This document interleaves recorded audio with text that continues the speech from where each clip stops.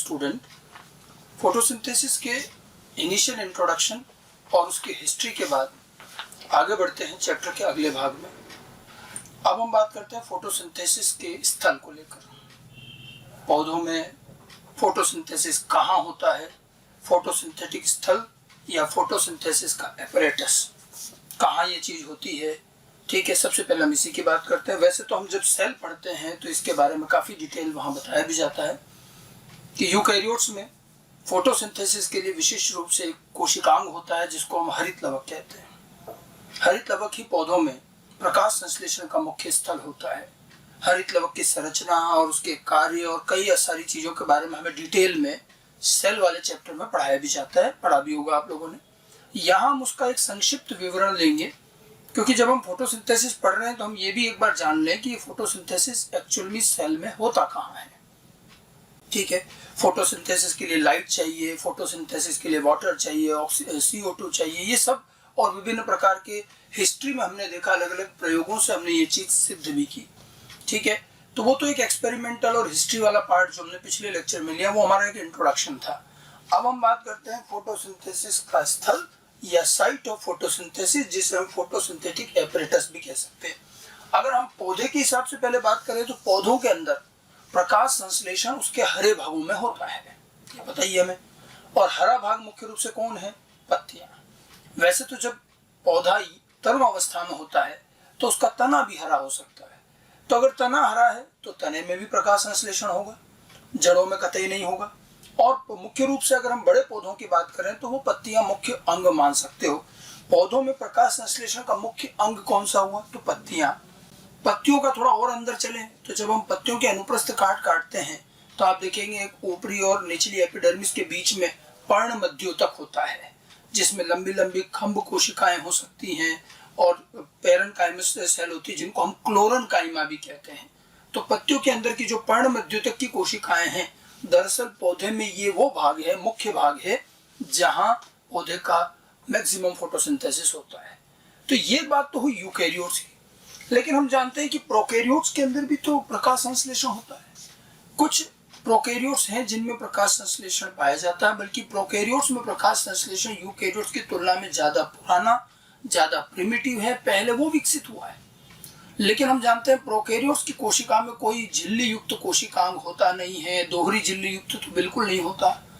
तो प्रोकैरियोट के अंदर फोटोसिंथेसिस के लिए जो संरचनाएं पाई जाती हैं वो थोड़ी अलग होती हैं, यूकैरियोट्स के लिए अलग होती हैं। हम अगर दोनों की बात करें, अगर पौधों की बात कर रहे हैं यूकैरियोट्स में, तो पौधों के हरे भागों में और मुख्यतः पत्तियों में प्रकाश संश्लेषण होता है जैसा कि मैंने आपको बताया, और वो भी उच्च पौधों में सक्रिय प्रकाश संश्लेषण उत्तक पर्ण मध्योतक लीफ मीजोफिल होगा। पत्तियों में भी कहां पर? लीफ मीजोफिल सबसे सक्रिय फोटोसिंथेटिक उत्तक माना जाएगा।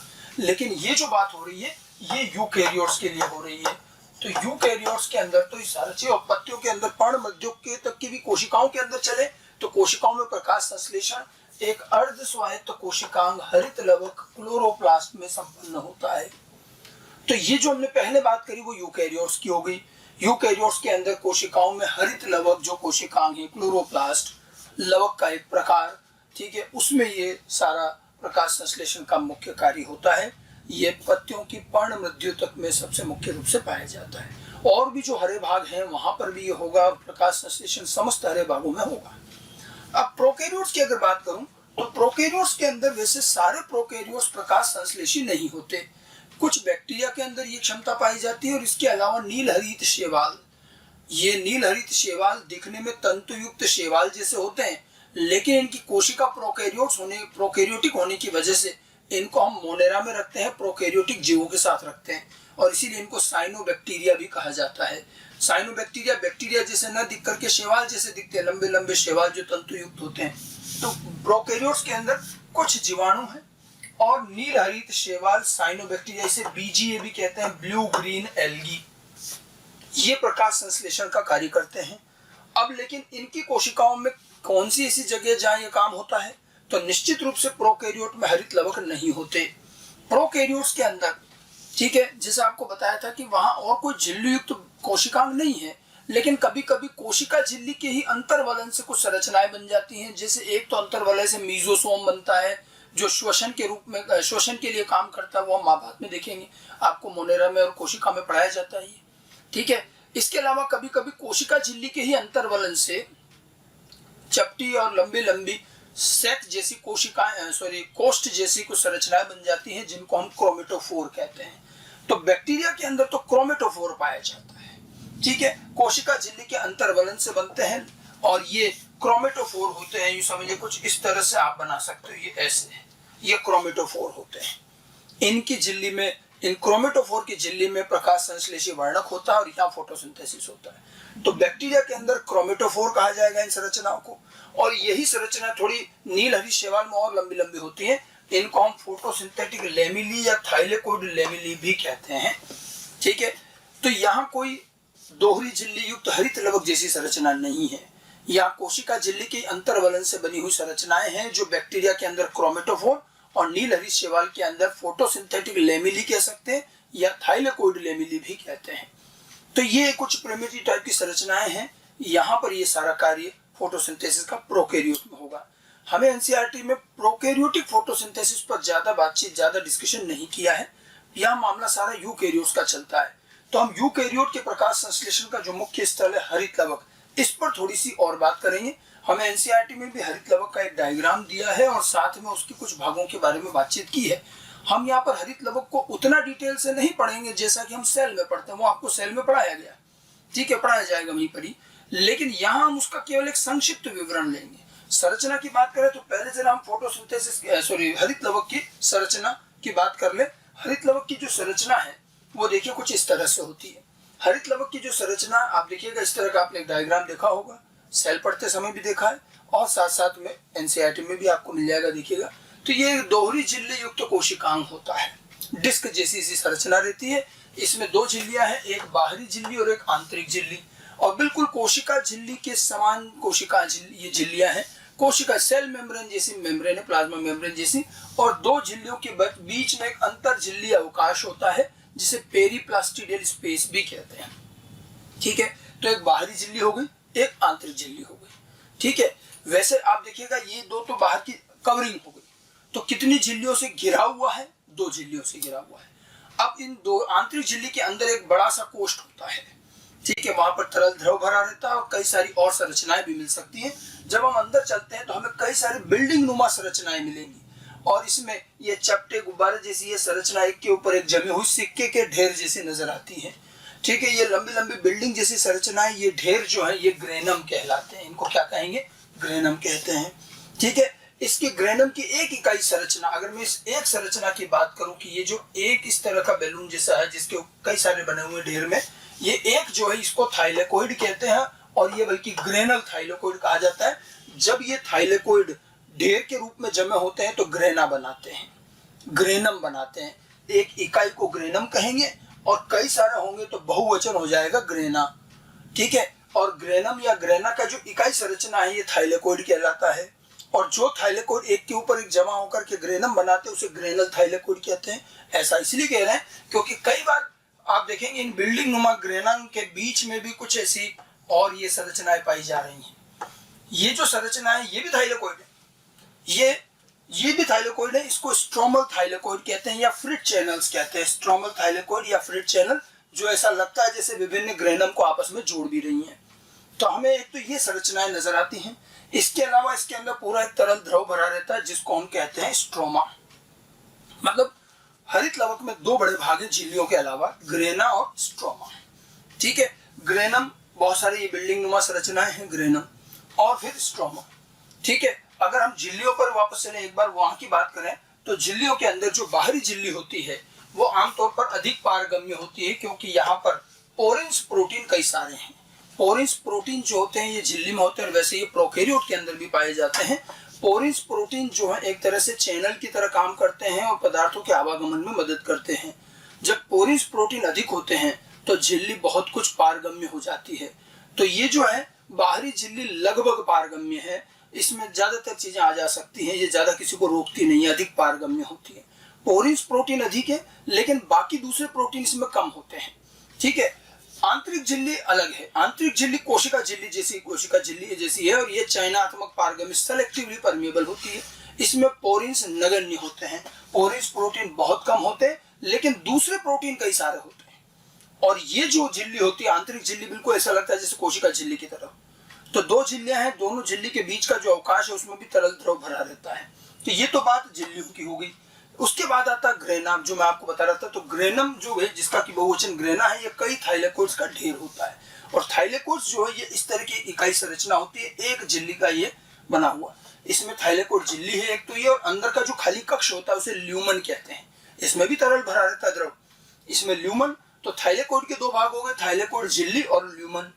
ठीक है। और इस थाइलेकोइड झिल्ली के अंदर सारे प्रकाश संश्लेषी वर्णक होते हैं, क्लोरोफिल वगैरह, जिसके बारे में हम आगे पढ़ेंगे।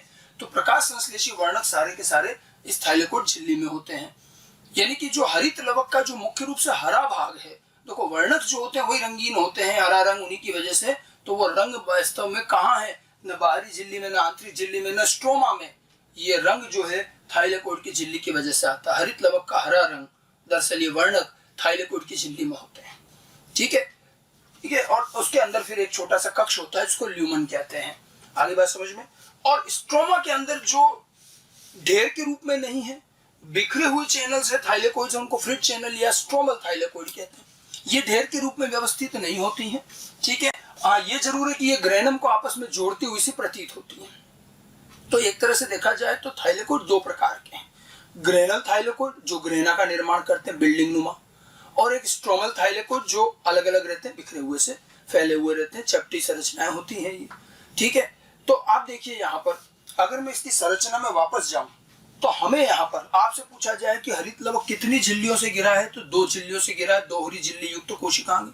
लेकिन यहाँ झिल्ली कुल मिलाकर 3 है, घिरा हुआ 2 से है, बाहरी आंतरिक। लेकिन इसके बाद एक तीसरी झिल्ली कौन सी हो गई, थाइलेकोइड की झिल्ली। सबसे पहले बाहरी झिल्ली, फिर आंतरिक झिल्ली, और फिर थाइलेकोइड की झिल्ली। और थाइलेकोइड की झिल्ली में फिर प्रकाश संश्लेषी वर्णक होते हैं। समझ में आ गई बात। ऐसे यहाँ पर कक्ष भी 3 है। एक तो इन दोनों झिल्लियों के मध्य का जो कक्ष है, अंतर झिल्ली अवकाश, फिर एक बड़ा कक्ष है स्ट्रोमा वाला जिसमें तरल द्रव भरा हुआ है, और फिर थाइलेकोइड के अंदर भी एक जो ल्यूमन बताया था वो भी एक कक्ष। मतलब यहाँ 3 झिल्लियां और 3 कक्ष हैं। समझ में आई बात। ठीक है। अब थाइलेकोइड की झिल्ली में क्योंकि फोटोसिंथेटिक वर्णक हैं, तो प्रकाश का अवशोषण वर्णक ही करते हैं, और इसीलिए ग्रेनल थाइलेकोइड, स्ट्रोमल थाइलेकोइड जो भी हैं, ये थाइलेकोइड हैं, इनके अंदर फोटोसिंथेसिस की लाइट रिएक्शन संपन्न होती है। Light reaction, dark reaction, photosynthesis के 2 भाग हैं। वैसे तो छोटी क्लासेस में थोड़ा सुना ही होगा, मैकेनिज्म हम अभी आगे जाके पढ़ेंगे, लेकिन फिलहाल अभी इतना ध्यान रखिए कि प्रकाशीय अभिक्रिया जो है फोटोसिंथेसिस की, वो ग्रेना वाले भाग में होगी। स्ट्रोमल थाइलेकोइड भी उसमें शामिल है। ठीक है। ये झिल्ली वाला जो भाग है इसके अंदर, क्योंकि वर्णक वही है। अब बात करते हैं अंदर भरे हुए, इस कक्ष में भरे हुए तरल द्रव की, जिसको कहते हैं स्ट्रोमा। अब ये जो स्ट्रोमा होता है, इसको हम क्लोरोप्लास्ट की मैट्रिक्स भी बोल सकते हैं। बड़ा जटिल सा द्रव है ये अंदर जो भरा हुआ है। अब इसमें तो कई सारे एंजाइम होते हैं। मुख्य रूप से जो इसमें एंजाइम है वो फोटोसिंथेसिस के डार्क रिएक्शन के एंजाइम होते हैं। फोटोसिंथेसिस का जो दूसरा भाग है, अप्रकाशीय अभिक्रिया, डार्क रिएक्शन, उसके एंजाइम स्ट्रोमा में है। यानी कि स्ट्रोमा में डार्क रिएक्शन होगी, ग्रेना वाले भाग में लाइट रिएक्शन होगी। समझ में आई बात। ठीक है। इसके अलावा भी यहाँ लेकिन कई और चीजें होती हैं, और भी दूसरे एंजाइम है। या थोड़े बहुत फैट सिंथेसिस, वसा संश्लेषण के भी एंजाइम है, अमीनो एसिड संश्लेषण के भी एंजाइम है। तो इसका मतलब कुछ और भी कार्य होता है ना, लेकिन मुख्य काम यहाँ क्या है, डार्क रिएक्शन के एंजाइम है। डार्क रिएक्शन डिटेल से आगे पढ़ेंगे। और अतिरिक्त तो कुछ चीजें मिलती हैं, कुछ ऐसी चीजें मिलती हैं जो इसको कोशिका के समान दिखाती हैं। जैसे इसके अंदर एक डबल स्टैंडर्ड वृत्ताकार डीएनए पाया जाता है, ये रहा। इसमें राइबोसोम पाए जाते हैं 70 इस प्रकार के। इसके अंदर एमआरएनए, टीआरएनए, आरएनए भी मिलेगा। इसके अंदर तीनों आरएनए, एमआरएनए, टीआरएनए भी है, और राइबोसोम के अंदर आरआरएनए है। ठीक है। यहाँ पर थोड़े बहुत बिखरे हुए स्टार्च कण और वसा की बूंदें भी पाई जाएंगी। अब देखिए, क्योंकि यहाँ पर डार्क रिएक्शन के बाद ग्लूकोज का निर्माण होता है, और जब ग्लूकोज ज्यादा हो जाता है तो उसे स्टार्च में संचित कर लेते हैं, और यहाँ इसलिए स्टार्च कण मिलते हैं। बट ये ध्यान रखना, हरित लवक में स्टार्च का संचय नहीं होता, अस्थायी संचय, कुछ देर के लिए रखा जाएगा, बाद में इसको यहाँ से दूसरी जगह भेज दिया जाएगा। कुछ लवक अलग हैं जो स्टार्च का संचय करते हैं। ठीक है, वो अलग हैं। जैसे ल्यूकोप्लास्ट आपने सुना, अवर्णी लवक, उसके अंदर अमाइलोप्लास्ट होता है, वहां स्टार्च का संचय होता है। ये सब आपको कोशिका में पढ़ाया जाता है। यहाँ आपको थोड़ा बहुत स्टार्च कण मिल सकते हैं, क्योंकि यहाँ पर शर्करा बन रही है, फिर वो स्टार्च में कन्वर्ट हो रही है, तो थोड़े बहुत स्टार्च कण मिल सकते हैं। ऐसे ही कुछ वसा की बूंदे, क्योंकि थोड़ा बहुत यहाँ वसा संश्लेषण भी होता है, ये सब स्ट्रोमा के अंदर पाए जाते हैं। दूसरी बात, डीएनए होना, राइबोसोम होना, समस्त प्रकार के आरएनए होना, अमीनो अम्ल होना, ये सब चीजें दर्शाते हैं कि हरित लवक के अंदर प्रोटीन संश्लेषण की पूरी मशीनरी उपलब्ध है। जब हम जेनेटिक्स या मोलिकुलर जेनेटिक्स पढ़ते हैं, प्रोटीन संश्लेषण पढ़ते हैं, तो हमें क्या चाहिए होता है? डीएनए चाहिए। डीएनए से आरएनए बनता है, एमआरएनए, फिर राइबोसोम और टीआरएनए अमीनो एसिड मिलकर के प्रोटीन निर्माण करते हैं। तो हरित लवक के अंदर प्रोटीन संश्लेषण का कार्य भी होगा और ये भी उसके स्ट्रोमा में ही होगा। आई बात समझ में? तो यहाँ पर ये कुछ अतिरिक्त चीजें और पाई जाती हैं, मतलब प्रकाश संश्लेषण के अलावा भी ये सारी चीजें मिलती हैं। हरित लवक की संरचना, उसके कार्य, जैसा कि मैंने कहा, आप सेल के अंदर, सेल वाले चैप्टर में ज्यादा डिटेल से पढ़ते हैं, लेकिन क्योंकि हमारे प्रकाश संश्लेषण का स्थल भी ये है, तो थोड़ा ब्रीफ में हम इसकी संरचना के बारे में ये सारी चीजें जान के रखें। आगे बात समझ में? ठीक है। हमें एनसीईआरटी में एक लाइन देखने को मिलती है, कहा जाए वहां पर कि हरित लवक में अपने कार्य के आधार पर एक बेहतरीन श्रम विभाजन मिलता है। थोड़ा सा उसको भी समझ लेते हैं। वैसे श्रम विभाजन का मतलब यहाँ होने वाला जो मुख्य कार्य है प्रकाश संश्लेषण, उसको बड़े अच्छे से बांट दिया गया है। इसके दो मुख्य भाग हैं, स्ट्रोमा और ग्रेना, और उनमें कार्य का विभाजन हो रखा है। तो हम इसके श्रम विभाजन को भी समझ सकते हैं। ठीक है, देखिए इसमें कार्य के आधार पर एक श्रम विभाजन पाया जाता है। कैसे? इसका जो ग्रेना और स्ट्रोमल थाइलेकोइड है, ये फोटोसिंथेसिस के लाइट रिएक्शन का कार्य करेंगे, और जो स्ट्रोमा वाला भाग है वहां मुख्य रूप से डार्क रिएक्शन। तो फोटोसिंथेसिस का लाइट रिएक्शन वाला पार्ट ग्रेना और स्ट्रोमल थाइलेकोइड, मतलब जो झिल्ली वाला भाग है जिसमें प्रकाश संश्लेषी वर्णक है, उनके पास है। और स्ट्रोमा के अंदर इसके एंजाइम है, वहां होती डार्क रिएक्शन। तो काम बटा हुआ है। शुरुआत यहां से होती है। लाइट रिएक्शन में इसमें जो वर्णक पाए जाते हैं, वर्णक प्रकाश का अवशोषण करते हैं। ये सब मैकेनिज्म आगे बताएंगे आपको। वर्णक प्रकाश का अवशोषण करते हैं, ठीक है। फिर इस वर्णक प्रकाश का अवशोषण कर रहे हैं, इस प्रकाशीय ऊर्जा का आगे उपयोग होगा। साथ में यहाँ पर H2O जल का उपयोग होगा, जल का ऑक्सीकरण होगा, ऑक्सीजन भी मुक्त होगी। जल का ऑक्सीकरण होगा, ऑक्सीजन भी मुक्त होगी यहाँ पर। और ये जो प्रकाशीय ऊर्जा अवशोषित हुई उसको रासायनिक ऊर्जा में बदलेंगे और कुछ ऊर्जा रूप बनाए जाएंगे, ATP और NADPH2। इन्हें एसिमिलेटरी पावर्स भी कहते हैं, ऊर्जा रूप कहे जाएंगे। तो प्रकाशीय ऊर्जा को इन रासायनिक रूप में कन्वर्ट कर दिया जाएगा। ये उसने क्या किया, हमने लाइट रिएक्शन में क्या किया, लाइट एनर्जी से कुछ ऐसे ऊर्जा रूप बना लिए जिनका उपयोग करके अब हम शर्करा का निर्माण कर सकते हैं। इतना काम हुआ यहाँ ग्रेना में। उसके बाद स्ट्रोमा में यही ATP और NADPH2 यूज करके हम कार्बन डाइऑक्साइड का अपचयन करके शर्करा का निर्माण करेंगे। समझ में आई बात? तो शर्करा निर्माण करने के लिए जो ऊर्जा चाहिए, लाइट रिएक्शन पहले उन्हीं को बना रहे हैं, फिर वो यहाँ काम में लेकर के इस काम शर्करा का निर्माण कर रहे हैं। तो ये दो फोटोसिंथेसिस के काम को अच्छे से यहाँ पर बांटा गया है। साथ में स्ट्रोमा के अंदर ही प्रोटीन संश्लेषण का एक महत्वपूर्ण कार्य और होता है, ठीक है, क्योंकि यहाँ डीएनए है। देखिए क्लोरोप्लास्ट के अंदर डीएनए है तो जीन भी होंगे, और जीन होंगे तो प्रोटीन और एंजाइम भी बनेंगे। हरित लवक अपने काम के कुछ एंजाइम या प्रोटीन का निर्माण अपने ही डीएनए से कर लेता है। वैसे एक चीज ध्यान रखिएगा, कोशिका में जितने प्रोटीन, जितने एंजाइम बनते हैं, इनकी सूचना जीन में होती है, और जीन डीएनए में होता है, और डीएनए केंद्रक में होता है। और इसीलिए कोशिका का हर भाग केंद्रक पर निर्भर करता है अपने प्रोटीन, अपने एंजाइम के लिए। लेकिन माइटोकॉन्ड्रिया और हरित लवक दो ऐसी संरचनाएं हैं जिनके पास खुद का भी डीएनए है। अब इनके पास खुद का डीएनए है तो कुछ प्रोटीन तो ये अपने खुद ही बना लेते हैं, लेकिन ध्यान रखना, हरित लवक में काम आने वाले सारे एंजाइम यहाँ नहीं बन पाते हैं। ये केवल कुछ प्रोटीन का निर्माण कर पाता है, बाकी कुछ प्रोटीन के लिए ये केंद्रक पर भी निर्भर करता है। अगर ये अपने जरूरत के सारे एंजाइम बना लेता तो फिर तो ये केंद्रक से स्वतंत्र हो जाता, क्योंकि ये अपने ऊर्जा भी खुद ट्रैप कर रहा है, पोषण भोजन भी बना रहा है, और साथ साथ में प्रोटीन सिंथेसिस सब हो जाता है। लेकिन नहीं, क्लोरोप्लास्ट जो होता है अपनी आवश्यकता के कुछ प्रोटीन बना लेता है, लेकिन कुछ के लिए वो केंद्रक पर निर्भर करता है। और इसीलिए हम क्लोरोप्लास्ट को अर्ध स्वायत्त कोशिकांग कहते हैं। इसको हम क्या कहते हैं? अर्ध स्वायत्त, सेमी ऑटोनोमस स्ट्रक्चर। ये बड़ी अच्छी लाइन होती है। माइटोकॉन्ड्रिया को भी कहा जाता है और हरित लवक को भी कहा जाता है। ये अर्ध स्वायत्त कोशिकांग है, मतलब पूर्ण रूप से केंद्रक पर भी निर्भर नहीं है और पूर्ण रूप से स्वतंत्र भी नहीं है।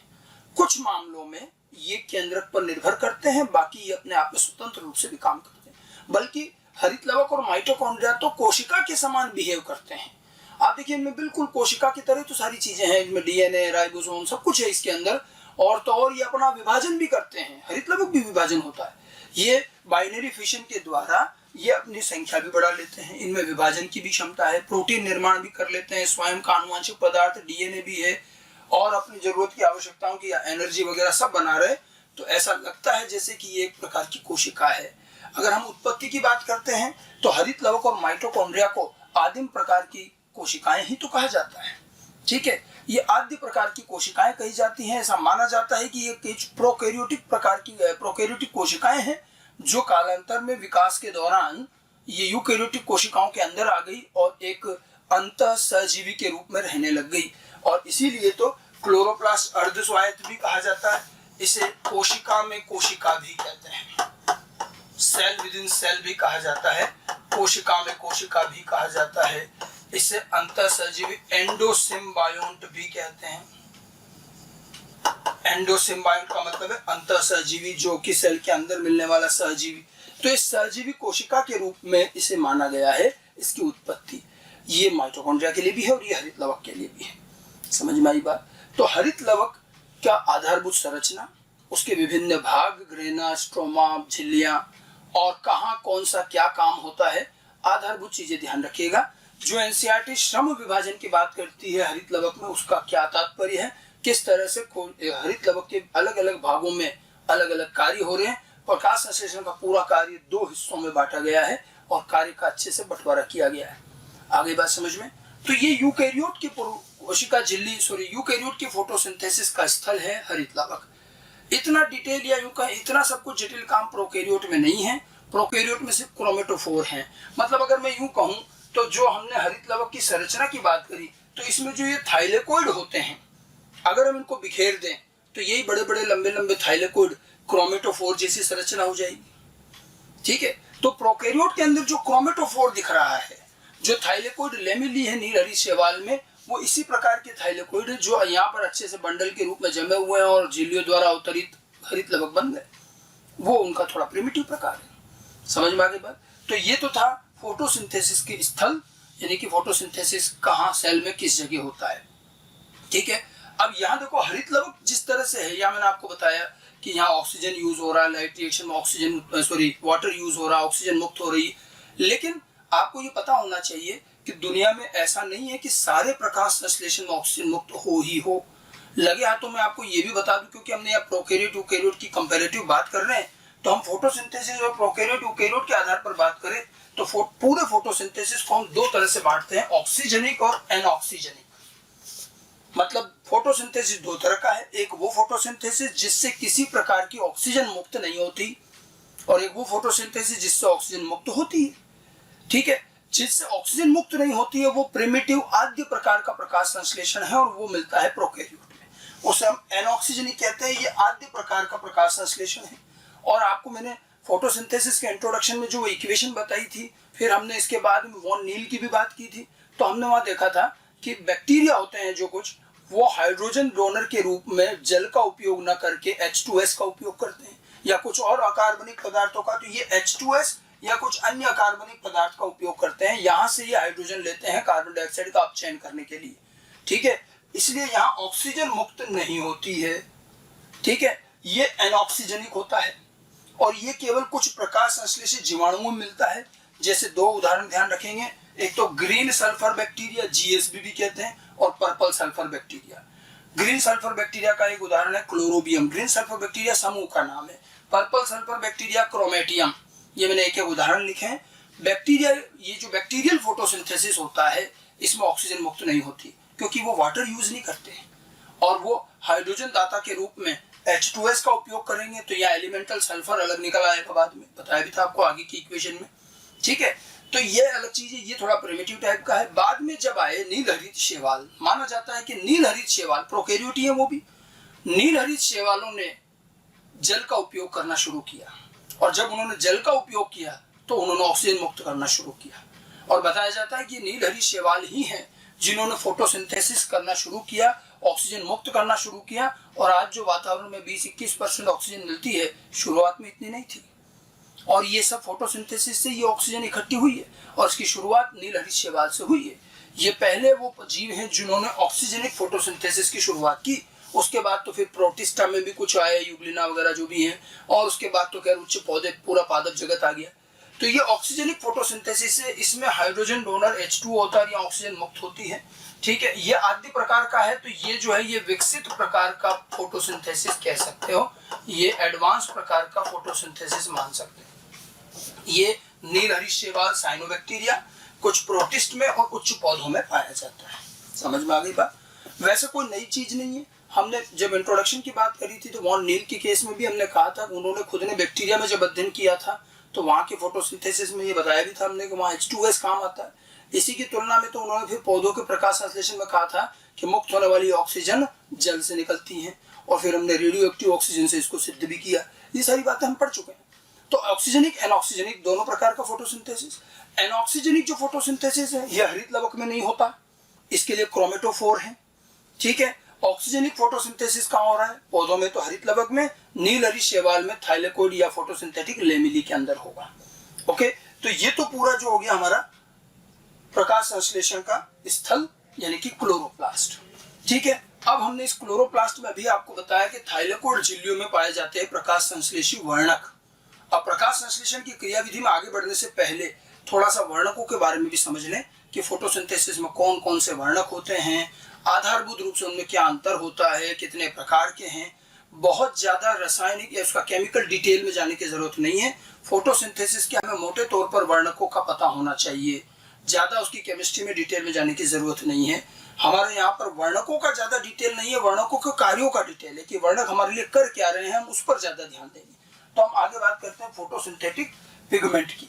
वर्णक, वैसे अगर आप पहले देखिए वर्णक किसे कहते हैं, तो वर्णक ऐसे रासायनिक पदार्थ होते हैं, वर्णक ऐसे रासायनिक पदार्थ हैं जिनमें प्रकाश के अवशोषण की क्षमता होती है। कुछ निर्धारित तरंग दैर्घ्य का प्रकाश वो अवशोषित करते हैं। ठीक है, कुछ को वो एमिट भी करते हैं, मुक्त भी करते हैं। और कोई भी पदार्थ जिस वेवलेंथ को वो मुक्त कर रहा है, ठीक है, और वो भी जिस भी रंग की वेवलेंथ है, हमें वो पदार्थ उसी रंग का दिखेगा। ठीक है, जिस रंग को वो अवशोषित कर रहा है उस रंग का नहीं दिखता, जो वो एमिट कर रहा है, जो वो अवशोषित नहीं कर रहा है, उस रंग का दिखाई देता है। ये तो आधारभूत चीजें जो आपको केमिस्ट्री में भी बताई जाती हैं। तो वर्णक वे रासायनिक पदार्थ होते हैं जो एक विशिष्ट तरंग दैर्घ्य के प्रकाश को अवशोषित करते हैं। ठीक है, हर वर्णक का अवशोषण का एक निर्धारित रेंज है कि वो कौन सी तरंग दैर्घ्य का, कौन से रंग का प्रकाश अवशोषित करेगा। रंग में इसलिए कह रहा हूं कि जब हम एक श्वेत प्रकाश को प्रिज्म द्वारा स्प्लिट करते हैं तो 7 रंगों में विभक्त होता है। वो रंग दरअसल अलग अलग तरंग दैर्घ्य के आधार पर ही हैं। तो अब यहाँ पर देखिए अलग अलग मॉलिक्यूल की अवशोषण क्षमता अलग अलग होती है, तो भिन्न भिन्न तरंग दैर्घ्य के प्रकाश को अवशोषण करने की क्षमता रखते हैं। ठीक है, और कईयों को अवशोषण नहीं भी करते हैं। जिस तरंग दैर्घ्य के भाग को वो अवशोषण नहीं करते हैं, जिस रंग की तरंग दैर्घ्य वापस निकल आती है, वो उसी रंग का दिखाई देता है। अब जरा हम वर्णक की बात कर लें तो फोटोसिंथेसिस के अंदर सारे वर्णकों को हम 3 मुख्य श्रेणियों में बांट सकते हैं। कौन कौन सी? Chlorophyll, carotenoid and phycobilins. ये जो नाम मैं आपको बता रहा हूँ आप भी जानते हैं, जब आपने प्लांट किंगडम, बायोलॉजिकल क्लासिफिकेशन, कोशिकाएं, कई अलग जो आगे चैप्टर पढ़े हैं उनमें इनका जिक्र कहीं न कहीं आता है। ठीक है, तो 3 प्रकार के हैं, 3 समूह बांट सकते हैं। क्लोरोफिल, पर्णहरिम भी कहते हैं, और कैरोटीनॉइड और फाइकोबिलेंस। ठीक है, इनमें भी क्लोरोफिल सबसे मुख्य है, उसके बाद कैरोटीनॉइड और फाइकोबिलेंस सबसे कम। ठीक है, क्लोरोफिल और कैरोटीनॉइड जो होते हैं ये जल में अघुलनशील हैं, ये वसा या कार्बनिक विलेय में घुलनशील होते हैं। ये ऑर्गेनिक सॉल्वेंट में फैट सोल्यूबल हो सकते हैं, ऑर्गेनिक सॉल्वेंट में सोल्यूबल है लेकिन वाटर इनसोल्यूबल है। जबकि फाइकोबिलेंस जो होते हैं, फाइकोबिलेंस जल में घुलनशील वर्णक है, वाटर सोल्यूबल वर्णक होते हैं। तीनों के बारे में हम डिटेल से लेते हैं। सबसे पहले बात करते हैं हम क्लोरोफिल की। क्लोरोफिल की बात करते हैं। क्लोरोफिल सबसे मुख्य वर्णक है। ठीक है, अब देखिए मैं क्लोरोफिल के बहुत ज्यादा केमिकल डिटेल में नहीं जा रहा हूं, जितनी अपने को जरूरत है हम उतनी समझ लें। ठीक है, क्लोरोफिल जो होता है ये प्रकाश संश्लेषण का सबसे प्रमुख वर्णक है। ये अगर मैं इसकी संरचना की बात करूं तो ये टेडपोल जैसी संरचना दर्शाता है। इसकी रासायनिक संरचना मतलब एक बड़ा सा शीर्ष और फिर एक पूंछ। ठीक है, इसके अंदर भी एक टेडपोल जैसी संरचना होती है और इसमें एक मैग्नीशियम पोरफायरिन शीर्ष होता है, हेड होता है, और फाइटोल की लंबी सी पूंछ होती है। 2 भाग है, मैग्नीशियम पोरफायरिन का हेड और फाइटोल की लंबी सी टेल और एक टेडपोल नुमा संरचना। ठीक है, इसका जो मैग्नीशियम पोरफायरिन शीर्ष होता है ये 4 पायरोल वलय का बना है और केंद्र में एक मैग्नीशियम आयन होता है। देखिए मैंने एक आउटलाइन आपको दिखा रखी, ये एक मैग्नीशियम आयन है केंद्र में इसके, और ये 4 ये जो बना रखी पर्पल कलर से, ये 4 पायरोल रिंग है इस तरह से जुड़ी हुई, और पायरोल रिंग भी आपस में जुड़ी हुई, पूरा हेड बनता है porphyrin head, magnesium porphyrin head कहते हैं इसको, ठीक है। और फिर ये चौथी वाली पायरोल रिंग से एक लंबी सी पूंछ लगी रहती है फाइटोल टेल, ठीक है, ये फाइटोल टेल होती है। तो मैग्नीशियम पोरफायरिन 4 पायरोल वलय और केंद्र में एक मैग्नीशियम आयन बना होता है, और ये हाइड्रोफिलिक होता है। हाइड्रोफिलिक हाइड्रोफोबिक दो होते हैं, एक जल रागी एक जल विरागी, जल स्नेही भी कहते हैं। हाइड्रोफिलिक का मतलब जो जल स्नेही है, जल रागी है, ठीक है। और जो फाइटोल टेल होती है ये 20 कार्बन लंबी श्रृंखला होती है, ठीक है। और ये जो होता है ये हाइड्रोफोबिक होती है। ये दोनों तरह के भाग हैं इसके अंदर हाइड्रोफिलिक और हाइड्रोफोबिक दोनों तरह के भाग हैं, पोलर नॉन पोलर दोनों हिस्से हैं। आगे बात समझ में, जैसे हम कोशिका झिल्ली में फास्फोलिपिड पढ़ते हैं तो हेड होता है टेल होता है, ऐसा ही कुछ यहाँ भी हेड और टेल है, एक हाइड्रोफोबिक और एक हाइड्रोफिलिक भाग होता है। एम्फीपैथिक मॉलिक्यूल हुआ ये, समझ गए। तो देखिए अपन को बहुत डिटेल में नहीं जाना, एक ध्यान रखना, एक तो मैग्नीशियम होगा, 4 पायरोल रिंग से जुड़ा हुआ है और आपस में भी ये पायरोल रिंग जुड़ी हुई है। चौथी पायरोल रिंग से 20 कार्बन लंबी एक श्रृंखला है जिसको फाइटोल टेल कहते हैं। ये 20 कार्बन लंबी श्रृंखला होती है और ये मैग्नीशियम पोरफायरिन हेड होता है। समझ में आ गई बात। ये तो क्लोरोफिल का आउटलाइन ध्यान रखना, इससे ज्यादा डिटेल आता नहीं है संरचना को लेकर, क्लियर, ठीक है। और अब देखिए संश्लेषण की बात कर ले। वैसे क्लोरोफिल के संश्लेषण का पूरा एक मैकेनिज्म होता है जो सक्सिनाइल कोएंजाइम ए से शुरुआत होती है। अपने को इतना डिटेल में जाने की जरूरत नहीं है, जो काम का नहीं। देखिए पढ़ने में हम कितना भी डिटेल जा सकते हैं, लेकिन ये चीजें हमारे सिलेबस से थोड़ी सी आगे, एनसीईआरटी में इतना कोई जिक्र दिया नहीं है, हम उस पर ज्यादा बात नहीं करें। बस ये ध्यान रखें कि क्लोरोफिल के निर्माण के लिए लाइट चाहिए। सक्सिनाइल कोएंजाइम से इसका निर्माण शुरू होता है, फिर एक इंटरमीडिएट प्रोटोक्लोरोफिल बनता है, फिर वहां लाइट मिलती है, तब ये क्लोरोफिल बनता है। मतलब हमारे काम की बात जो हमें ध्यान रखनी है कि क्लोरोफिल संश्लेषण के लिए प्रकाश की आवश्यकता होती है। क्लोरोफिल जो है वो प्रकाश संश्लेषण करता है, लेकिन स्वयं क्लोरोफिल के निर्माण के लिए पहले लाइट चाहिए, ठीक है। अगर पौधे को उठा करके अंधेरे में रख दे सॉरी, तो आप देखेंगे पौधे की पत्तियां पीली पड़ जाती है, क्लोरोफिल भी नष्ट हो जाता है, क्लोरोफिल संश्लेषण भी नहीं होता। क्लोरोफिल संश्लेषण के लिए लाइट जरूरी है। इसीलिए तो पौधे के जो भाग प्रकाश से दूर रहते हैं वो हरे नहीं होते, जैसे कि भूमिगत चीजें जो पाई जाती है, जड़ें हैं, कई बार जो ये आलू वगैरह जैसे जो जमीन के अंदर है वहां लाइट नहीं मिल रही, तो उनमें आप देखो क्लोरोफिल नहीं होता, ठीक है। ऐसे ही आप बीज देख लो, फल के अंदर होता है तो वहां तक लाइट नहीं पहुंच रही है, तो बीज में भी नहीं। तो जो लाइट से दूर भाग हैं उनमें आपको ये नहीं मिलेंगे। क्लोरोफिल के लिए लाइट चाहिए, तो लाइट आवश्यक है, ठीक है। रही बात अवशोषण की, जैसा कि मैंने आपको कहा कि ये अपना अवशोषण, हर पिगमेंट का अपना एक अवशोषण रेंज है। वैसे तो हम इसके अवशोषण के बारे में पूरा एब्जॉर्प्शन स्पेक्ट्रम आगे पढ़ेंगे, लेकिन ध्यान रखिएगा क्लोरोफिल जो होते हैं ये विजिबल दृश्य स्पेक्ट्रम की शुरुआत वाला हिस्सा और अंत वाले हिस्से को पसंद करते हैं। अर्थात ब्लू वॉयलेट रीजन का अवशोषण करेंगे और फिर सीधा रेड रीजन का, मतलब ब्लू से रेड के बीच की लाइट का ये अवशोषण ज्यादा नहीं करते, और हरे रंग का तो न्यूनतम अवशोषण करते हैं, उसको तो बल्कि रिफ्लेक्ट कर देते हैं, इसीलिए तो ये हरे रंग के दिखते हैं। मतलब जो वो एब्जॉर्ब नहीं कर रहा है जिस कलर की वेवलेंथ को, वो पदार्थ उसी कलर का दिखेगा, ठीक है, क्योंकि वही हमारी आंखों तक आ रहा है ना, फिर अवशोषण कर लिया वो तो नहीं आ रहा।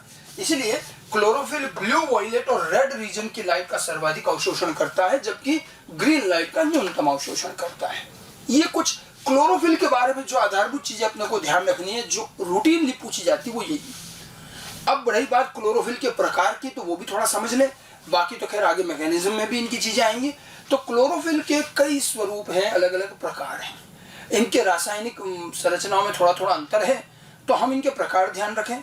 अगर हम मोटे तौर पर गिने तो पौधों के क्लोरोफिल और बैक्टीरिया के क्लोरोफिल को मिला के करीब 8-10 प्रकार के क्लोरोफिल हो जाते हैं। आप देखिए ये चीजें आपने पादप जगत जब पढ़ा होगा, शैवाल वगैरह पढ़े होंगे, वहां भी आया होगा, ठीक है। करीब करीब 10 प्रकार के क्लोरोफिल अपन मान सकते हैं। सबसे मुख्य है क्लोरोफिल ए, C55H72O5N4Mg, सार्वत्रिक प्रकाश संश्लेषी वर्णक, सभी प्रकाश संश्लेषी जीवों में पाया जाता है। तो क्लोरोफिल ए सार्वत्रिक यूनिवर्सल है। जितने भी फोटोसिंथेसिस, हम यूकैरियोट की बात कर रहे हैं, ठीक है, सभी प्रकाश संश्लेषित, तो ये यूकैरियोट्स की बात चल रही है। सभी यूकैरियोटिक प्रकाश संश्लेषित जीवों में क्लोरोफिल ए निश्चित रूप से होगा, कोई दूसरा भले हो ना हो, क्लोरोफिल ए मस्ट है, क्योंकि अंतोतगत्वा प्रकाश संश्लेषण के लाइट रिएक्शन की शुरुआत क्लोरोफिल ए ही करता है।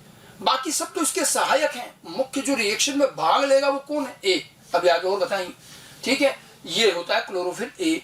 क्लोरोफिल बी में थोड़ा सा अंतर है, यहाँ 2 हाइड्रोजन कम और 1 ऑक्सीजन ज्यादा है, C55H70O6N4 Mg, ठीक है। ये भी उच्च पौधों में, हरे शैवालों में, इनमें पाया जाता है। ये जो होता है क्लोरोफिल ए जो है, ये बेसिकली ब्लू ग्रीन कलर का रहता है। इसका अगर हम कलर देखें तो ये ब्लू ग्रीन कलर का रहता है, फास्ट ग्रीन कलर का है, जबकि क्लोरोफिल बी जो है ये येलो ग्रीन कलर का रहता है, येलो ग्रीन या ग्रास ग्रीन कलर का, थोड़ा सा हल्का होता है ये हरा रंग इसका। होते ये हरे रंग के ही, लेकिन हरे रंग में भी तो अलग अलग शेड हो सकते हैं, ठीक है। तो जो क्लोरोफिल ए है ये या तो ब्लू ग्रीन या ब्राइट ग्रीन कलर का होता है, और जो क्लोरोफिल बी है वो ग्रास ग्रीन कलर का, थोड़ा सा हल्का येलो ग्रीन कलर का होता है। थोड़ा थोड़ा सा ही फर्क होता है इनके अंदर। फिर क्लोरोफिल सी, डी और ई खैर कम ही मिलते हैं, ए और बी फिर भी मिल जाते हैं लगभग सभी में। जितने उच्च पौधे हैं, हरे शैवाल, इनमें ए के साथ बी भी मिलता है। ए तो सब में मिलेगा, फिर ए के साथ बी इनमें मिलता है। आपने एल्गी पढ़ा होगा, उसमें भी ये चीज बताई जाती है कि अलग अलग प्रकार की जो क्लोरोफाइसी, फियोफाइसी, रोडोफाइसी, लाल शैवाल, हरे शैवाल, भूरे शैवाल, सब में क्लोरोफिल ए जरूर है। उसके बाद दूसरा क्लोरोफिल, जैसे हरे शैवाल उच्च पौधों में ए के साथ बी मिलेगा। अब क्लोरोफिल सी मिलता है भूरे शैवाल में, डायटम्स में, ब्राउन एल्गी में, तो ए तो उसमें भी होगा, ए और सी मिलेंगे वहां, ठीक है। क्लोरोफिल डी लाल शैवालों में मिलता है, तो अकेला डी नहीं होगा, ए भी होगा और डी भी होगा। ऐसे क्लोरोफिल ई तो बहुत ही रेयर है, ट्राइगोनिमा वाउचेरिया जैसे कुछ शैवालों में मिलता है। ये 4-5 तरह के क्लोरोफिल हैं, लेकिन क्लोरोफिल ए सभी में, बी, सी, डी, ई अलग अलग शैवालों में मिल रहे हैं, उच्च पौधों में मिल रहे हैं, वो ए के साथ ही मिलेंगे। ऐसे बैक्टीरिया की बात कर ले तो बैक्टीरियो क्लोरोफिल भी होता है। बैक्टीरियो क्लोरोफिल ए सारे प्रकाश संश्लेषी बैक्टीरिया में, मतलब 2 ही तरह के, green sulphur bacteria, purple sulphur bacteria, दोनों में ही क्लोरोफिल ए मिलता है, ठीक है। अब उसके बाद क्लोरोफिल बी जो है ये पर्पल बैक्टीरिया में, पर्पल सल्फर बैक्टीरिया, मतलब ए तो है ये बैक्टीरियो क्लोरोफिल ए हो गई, ए के साथ बी भी मिल जाए। और इधर भी ये bacteriochlorophyll C, bacteriochlorophyll D, bacteriochlorophyll E, ये भी अलग अलग तरह के ग्रीन सल्फर बैक्टीरिया में ही मिलेंगे। तो 4-5 तरह के बैक्टीरियो क्लोरोफिल हैं, 4-5 तरह के यूकैरियोट के क्लोरोफिल हैं, अलग अलग तरह के। हमें खैर बैक्टीरियल पिगमेंट पर ज़्यादा डिटेल में नहीं जाना है। और पौधों के जो क्लोरोफिल उसमें भी ए सबसे मुख्य है, ए के साथ बी मिल सकता है, सी मिल सकता है, डी, ई जो भी हैं दूसरे भी मिल सकते हैं। तो अलग अलग प्रकार थोड़ा सा ध्यान रखिएगा। बाकी क्लोरोफिल के निर्माण में लाइट की जरूरत हमेशा रहेगी, ठीक है। क्लोरोफिल का निर्माण, क्लोरोफिल में एक हेड होता है मैग्नीशियम पोरफायरिन का, और उसके अलावा 20 कार्बन की लंबी सी फाइटोल टेल होती है, ठीक है। क्लोरोफिल ब्लू वॉयलेट और रेड रीजन की लाइट को अवशोषित करते हैं मुख्य रूप से। तो ये तो हमारा पहला मुख्य पिगमेंट हुआ क्लोरोफिल। उसके बाद में बात करते हैं कैरोटीनॉइड्स की। कैरोटीनॉइड्स जो हैं ये पीले, भूरे या ऑरेंज रेड कलर के पिगमेंट है, मतलब ये हरे रंग के नहीं होते। हरा तो कौन है? क्लोरोफिल, मुख्य तो वही है। अब ये दूसरे हैं कैरोटीनॉइड जो है पीले, भूरे, नारंगी और कभी कभी लाल रंग के वर्णक हो सकते हैं, ठीक है। और सबसे मुख्य बात, कैरोटीनॉइड पिगमेंट एक सहायक पिगमेंट की तरह है, और लाइट स्पेक्ट्रम की जो लाइट क्लोरोफिल अवशोषित नहीं कर पाता उस हिस्से को ये अवशोषित करते हैं। कौन सा? ब्लू से लेकर रेड के बीच का हिस्सा, क्योंकि वायलेट, ब्लू और रेड तो क्लोरोफिल ने अवशोषित कर ली, बीच वाला भाग तो ये विजिबल स्पेक्ट्रम के नीले व लाल क्षेत्र के मध्य के प्रकाश को अवशोषित करते हैं। और देखिए कितनी बढ़िया व्यवस्था है प्रकृति की। अब पूरी लाइट को एक ही वर्णक अवशोषित नहीं कर सकता, हर एक का अपना एक रेंज होता है अवशोषण का। तो अब क्लोरोफिल ने जो हिस्सा अवशोषित कर लिया उसके बाद बचा हुआ तो बेकार हो जाएगा, और प्रकृति ने आने वाली समस्त लाइट का अवशोषण हो सके और उसकी ऊर्जा का हम अधिकतम इस्तेमाल कर सके, इसलिए ये साथ में दूसरे वर्णक रखे हैं कि जो भाग क्लोरोफिल अवशोषित ना कर पाए उसे कैरोटीनॉइड करेंगे, इसलिए ये भी क्लोरोफिल के साथ मिलेंगे सहायक के रूप में, ठीक है, इनको हम दो ग्रुप में बांटते हैं इनके रासायनिक संरचनाओं के आधार पर, एक तो कैरोटीन और एक ज़ेंथोफिल। ठीक है, कैरोटीन और ज़ेंथोफिल। कैरोटीन जो है ये असंतृप्त हाइड्रोकार्बन होते हैं, C40H56 इसका फार्मूला है कैरोटीन। और ये येलो कलर के ज्यादातर होते हैं, पीले रंग के होते हैं और लाल रंग के भी हो सकते हैं, मतलब ये येलो रंग के, कभी कभी ये ऑरेंज कलर के और रेड कलर के भी हो सकते हैं। ठीक है, ये कैरोटीन होते हैं। आपको इनके दो तीन नाम ध्यान रखने हैं, alpha carotene, beta carotene, lycopene. मैं तीन ही बता रहा हूं। इसमें भी सर्वाधिक कौन सा है तो बीटा कैरोटीन। बीटा कैरोटीन सबसे ज्यादा मिलता है। उच्च पौधों में भी क्लोरोफिल ए बी के साथ बीटा कैरोटीन मिलता है। बीटा कैरोटीन रेडिश कलर का पिगमेंट, आप देखिए जो कैरेट होती है गाजर, उसमें एक बीटा कैरोटीन लाल रंग का है। और एक इन्हीं का व्युत्पन्न है लाइकोपीन। लाइकोपीन भी रेडिश कलर का, ये टमाटर का लाल रंग लाइकोपीन की वजह से होता है। ठीक है, लाइकोपीन है, टमाटर का जो लाल रंग है, मिर्च में भी लाल रंग होता है, ये लाइकोपीन है, मिलते जुलते ही हैं ये सभी। और अल्फा कैरोटीन खैर कम मिलता है, बीटा कैरोटीन सबसे ज्यादा। और बीटा कैरोटीन मानव के लिए बड़ा फायदेमंद है। जब हम इसे खाते हैं तो हम जब इसका पाचन करते हैं और बीटा कैरोटीन के एक मॉलिक्यूल के दो हिस्से जब कर दिए जाते हैं आधा आधा, तो इसका जो एक आधा भाग है ये विटामिन ए कहलाता है। और इसलिए बीटा कैरोटीन को विटामिन ए का प्रिकर्सर भी कहते हैं। तो हम खाते हैं, जैसे हम कहते हैं ना गाजर में विटामिन ए होता है, विटामिन ए नहीं होता है, गाजर में बीटा कैरोटीन।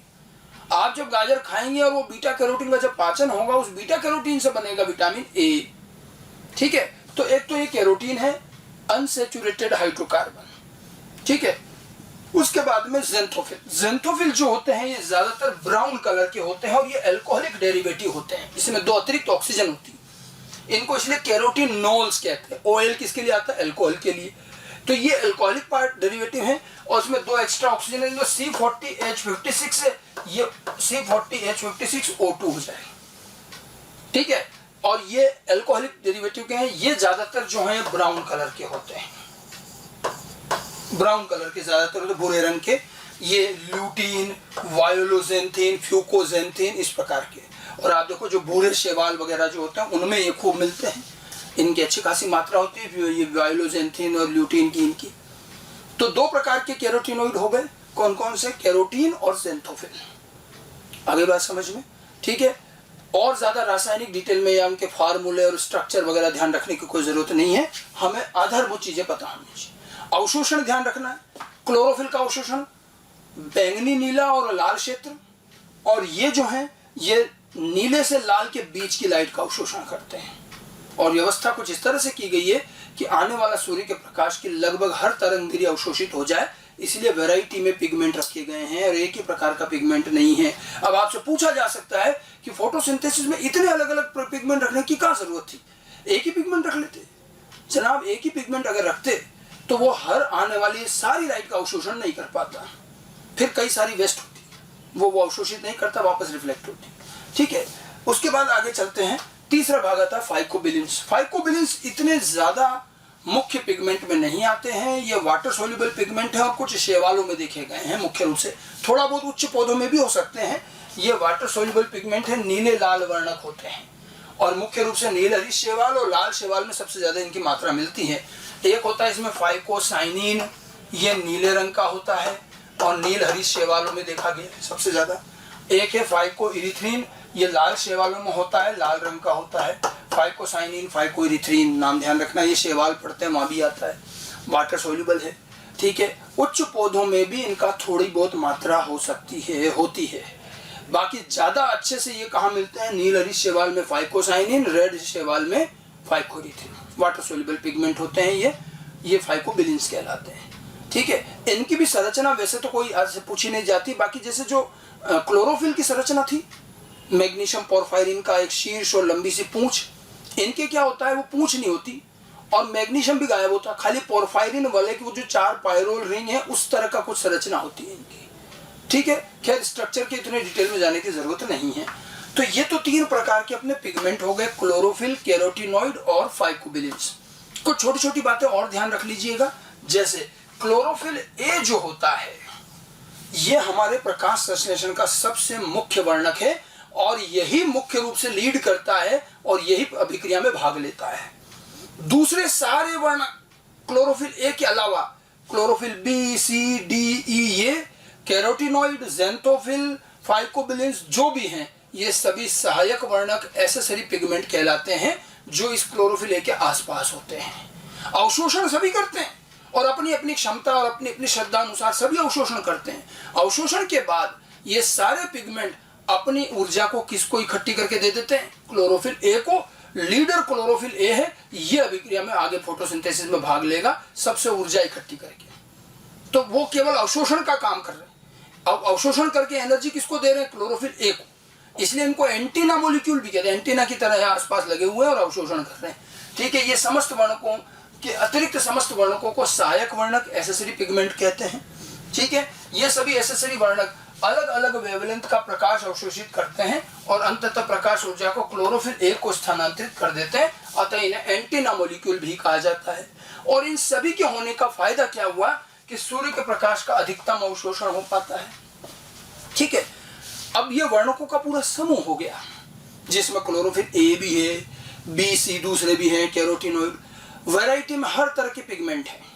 जब लाइट गिर रही है तो जिसकी जो श्रद्धा, जिसकी जो रेंज है वो अवशोषित कर लेता है और सारी ऊर्जा रेजोनेंस के थ्रू अल्टीमेटली क्लोरोफिल ए में इकट्ठी हो जाती है और ये सूर्य के प्रकाश का अधिकतम अवशोषण हो पाए, इस प्रकार की ये व्यवस्था की गई है। बाकी अभी इन वर्णकों के समूह के बारे में हम अभी आगे और भी बात करेंगे, अभी तो मैं सिर्फ वर्णक बता रहा हूँ आपको। अच्छा, इसके साथ साथ में एक और चीज देखिएगा। ठीक है, कैरोटीनॉइड वर्णक जो होते हैं इसका एक फायदा और है। कैरोटीनॉइड वर्णक हमारे क्लोरोफिल वर्णक की सुरक्षा का कार्य भी करते हैं।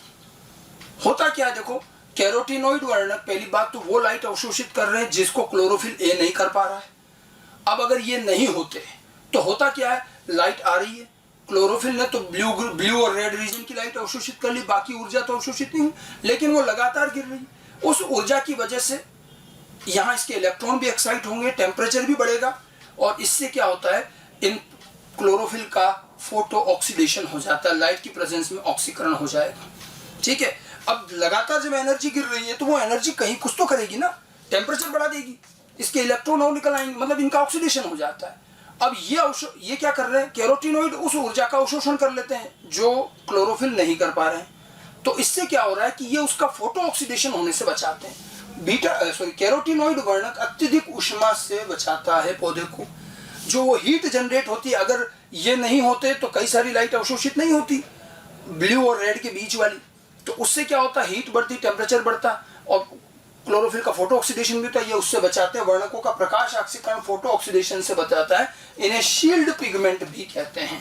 शील्ड पिगमेंट का क्या अर्थ हुआ, शील्ड पिगमेंट का मतलब क्या हो रहा है कि ये बचाने का कार्य कर रहे हैं, इनको हम शील्ड पिगमेंट भी कहते हैं। ठीक है, तो क्लोरोफिल के साथ साथ कैरोटीनॉइड की ये एक इंपॉर्टेंस और आपको ध्यान रखनी है। ठीक है, ये फोटो ऑक्सीडेशन से पौधों को बचाते हैं। ओके, इसके बारे में, फोटो ऑक्सीडेशन के बारे में थोड़ी बहुत डिटेल हम आगे और बात करेंगे अभी। अच्छा, इसके अलावा अंत में दो चार चीजें और समझ लीजिए। जैसा मैंने आपको कहा कि क्लोरोफिल के निर्माण के लिए लाइट जरूरी होता है। हम देखते हैं कि पौधे में कई बार पत्तियां पीली पड़ जाती हैं। पीली पड़ने का मतलब है क्लोरोफिल नष्ट हो रहा है। ठीक है, कभी तो हम पौधे को उठा के अंधेरे में रख देते हैं कुछ समय के लिए, मान लो उसको लाइट या धूप नहीं मिली तो उसकी पत्तियां पीली पड़ जाती है। लेकिन कभी कभी तो वो अच्छा खासा धूप में, लाइट में ही है, फिर भी पीला पड़ रहा है। एक्चुअली पौधों की पत्तियों का पीलापन, ठीक है, जिसको हम कहते हैं कई बार येलोइंग ऑफ लीव्स, इसके कई कारण हैं। पत्तियां पीली कई कारणों से पड़ती हैं। प्रकाश की कमी से पड़ सकती है, ठीक है, पोषण की कमी से पड़ सकती है, हरित लवक की अनुपस्थिति से भी पीली हो सकती है। बहुत सारे कारण, इनके टर्म दिए हुए हैं, ये नाम आपके इधर उधर और जगह भी काम आएंगे। एक तो आता है इटियोलेशन, पांडुरता भी कहते हैं, पांडुरमा भी कहा जाता है हिंदी में। अगर किसी पौधे को हम उठा के अंधेरे में या लाइट के दूर रख दें तो प्रकाश के अभाव में क्लोरोफिल खत्म हो जाता है, क्योंकि क्लोरोफिल लाइट जरूरी होती है उसके लिए, संश्लेषण के लिए। तो लाइट की एब्सेंस की वजह से क्लोरोफिल का नष्ट होना और पत्तियों का पीला पड़ना क्या कहलाता है, इटियोलेशन, पांडुरमा। ठीक है, प्रकाश के अभाव में क्लोरोफिल वर्णकों की अनुपस्थिति के कारण पत्तियों का पीला होना। तो लाइट की वजह से येलोइंग आ रही है, उसको इटियोलेशन कहते हैं। एक होता है क्लोरोसिस, हरिमाहीनता, ये भी क्या है, ये भी पत्तियां पीली पड़ रही हैं, इसमें भी, दोनों में पत्तियां पीली पड़ रही, वो तो लाइट की वजह से, और ये पोषण। अगर पौधे को मैग्नीशियम और पोषण सही ढंग से, खनिज तत्व मुख्य रूप से मैग्नीशियम काम आता है ना उसमें, अगर खनिज तत्वों की कमी रहे, मैग्नीशियम की कमी रहे, तो क्लोरोफिल वर्णकों की अनुपस्थिति के कारण पत्तियों का पीला पड़ जाना, ये क्या कहलाएगा? क्लोरोसिस। तो क्लोरोसिस और इटियोलेशन दोनों में पत्तियां पीली पड़ती हैं, लेकिन इटियोलेशन में लाइट की एब्सेंस की वजह से और क्लोरोसिस में खनिज तत्व मैग्नीशियम की एब्सेंस की वजह से पीली पड़ती हैं। समझ में आ गई बात? अच्छा, एक और चीज है एल्बिनिज्म, रंजकहीनता। अब ये थोड़ा आनुवांशिक भाग है। क्या होता है? साइटोप्लाज्म के अंदर होता है क्लोरोप्लास्ट, और साइटोप्लाज्म हमें हमेशा मादा युग्मक से मिलता है, और ये मातृ वंशानुगति दर्शाते हैं। यानी कि मादा युग्मक माता से मादा युग्मक, और माता की कोशिका में जो लवक है, जो हरित लवक है, वही मादा युग्मक में आया, और मादा युग्मक की बाद में जायगोट बन गया, तो वही का वही संतति में चला गया। अब कभी अगर मान लीजिए मादा युग्मक में हरित लवक आया ही नहीं, तो जायगोट तो बन जाएगा निषेचन होकर, जायगोट से भ्रूण भी बन जाएगा, भ्रूण का थोड़ा सा विकास भी हुआ, पौधा निकला भी सही, लेकिन उसमें हरा रंग नहीं आएगा, क्योंकि हरित लवक शुरू से नहीं है। अगर माता से मादा युग्मक के माध्यम से हरित लवक नहीं आते हैं, तो पौधा जो बनता है वो रंगहीन बनता है, और उसे रंजकहीनता, एल्बिनिज्म कहते हैं, हरित लवक के अभाव में। ठीक है, अब देखो तीनों में ही एक प्रकार से क्या हो रहा है? येलोइंग तो हो रही है, हरित लवक नहीं होंगे तो भी पीला सही दिखेगा। प्रकाश की अनुपस्थिति से पत्तियां पीली पड़े, एटियोलेशन। खनिज तत्व मैग्नीशियम की अनुपस्थिति से पत्तियां पीली पड़े, क्लोरोसिस। हरित लवक की ही अनुपस्थिति हो और पत्तियां पीली रहें, तो उसे एल्बिनिज्म, रंजकहीनता कहते हैं। समझ में आ गई बात? और एक और टर्म मैंने लिखी लास्ट में, सोलराइजेशन। ये अभी जो मैंने बताया आपको, फोटो ऑक्सीडेशन। कभी कभी अगर ज्यादा लाइट आ जाए और प्रकाश, क्लोरोफिल का फोटो ऑक्सीडेशन होता है, तो क्लोरोफिल नष्ट हो जाता है, पत्तियां पीली पड़ जाती हैं। सोलराइजेशन, क्लोरोफिल के फोटो ऑक्सीडेशन के कारण पत्तियों का पीला पड़ना। तो पत्तियों के पीले पड़ने के, क्लोरोफिल के नष्ट होने या अनुपस्थित होने के 3-4 कारण बता दिए। पहला, प्रकाश न मिले तो क्लोरोफिल नहीं बनेगा, मैग्नीशियम खनिज तत्व ना हो तो नहीं बनेगा, हरित लवक की अनुपस्थित हो जाए तो भी पीला पड़ेगा, और अगर क्लोरोफिल का फोटो ऑक्सीडेशन हो जाए तब भी पीला पड़ेगा। ठीक है, तो इस तरह से आप देखें अलग अलग प्रकार के ये कुछ टर्मिनोलॉजी है जो आपको ध्यान रखनी है। तो हमने कुल मिलाकर आज जो है प्रकाश संश्लेषण का स्थल यानी कि क्लोरोप्लास्ट, उसके बारे में छोटी छोटी जानकारी, और प्रकाश संश्लेषण में काम आने वाले मुख्य वर्णकों के बारे में आज बात करी। ठीक है, वर्णक कितने प्रकार के हैं, क्या क्या हैं। ठीक है, इसके बाद का भाग हम अगले लेक्चर में लेंगे। Thank you.